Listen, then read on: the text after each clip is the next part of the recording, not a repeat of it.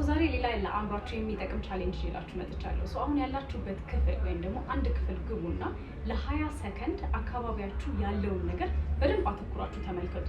ከዛ ክፍል ውጡና በትንሹ 10 ነገሮችን ለመናገር ወይም ሊስት ለማድረግ ሞክሩ። እነዚህ 10 ነገሮች ሊስት ስታደርጓቸው ግን በዲቴል ኦፊስ ውስጥ ከነበራችሁ ጠረጴዛ ወንበር እያላችሁ መግለጽ ሳይሆን የጠረጴዛውን ከለር አይነቱን የሚገልጸውን ዲቴል ያለውን ነገር አንድ ላይ አድርጋችሁ 10 ነገር ወይም ደግሞ ከዛም በላይ ከቻላችሁ ሊስት ለማድረግ ሞክሩ። ይሄ ለምንድን ነው የሚጠቅማችሁ? አእምሯችን ውስጥ ያለውን የፕሪፍሮንታል ኮርቴክስ የሚባለውን ቦታ በደንብ እንዲነቃቃ ይረዳል። ይሄም ለምን ይጠቅማችኋል? አንደኛው በሶሻል ሚዲያ ስክሮል በማድረግ ስልካችን ላይ የተበላሸውን አቴንሽን ስፓናችንን ያስተካክልላል። ትኩረታችሁ ጥሩ እንዲሆን ይረዳችኋል። ሁለተኛ በተሰማራችሁበት ስራ ሊሆን ይችላል ወይም ደግሞ ትምህርት ላይ ሊሆን ይችላል። አዲስ ነገርን ስትማሩ አዲስ ስኪል ሊሆን ይችላል ወይም ደግሞ አዲስ ትምህርት ሊሆን ይችላል። እሱን ነገር አእምሯችሁ በደንብ እንዲይዝ ይረዳችኋል ማለት ነው።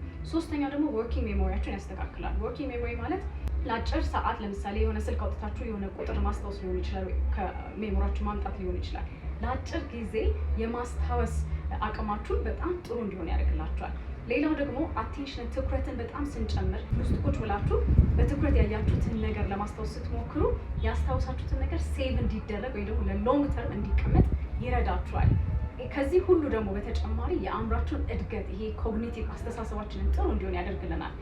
ይሄን ነገር ሞክራችሁት ምን ያህል እንዳስታወሳችሁ ምን ያህል ሊስት መጥቀስ እንደቻላችሁ ቻሌንጅ አድርጋችሁ ራሳችሁን ኮሜንት ላይ አሳውቁኝ። I hope it helps. Thank you. Bye.